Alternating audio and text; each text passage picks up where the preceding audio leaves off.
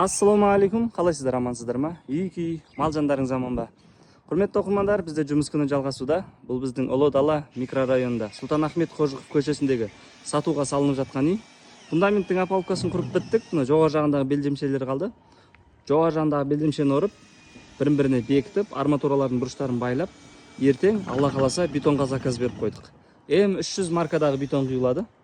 Алдындағы ғана отырған бізде лестничный площадка, мынау кухня болады да, мынау терраса.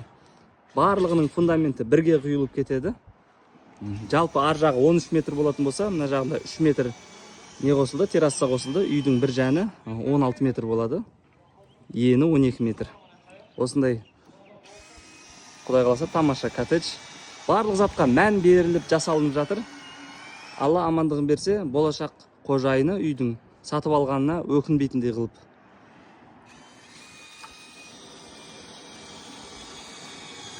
Биіктіктерін атамыз, жіптерін тартып, аман-есен бетонды құйып алсақ, ертең тағы да салам бетон құйып жатқан кезде. Осы жақтан әдемі көрінеді екен. Бетон құйып жатқан кезде мына бұрышқа телефонды қойып қоюға тырысамын. Барлық процесстерді көрсетемін сіздерге.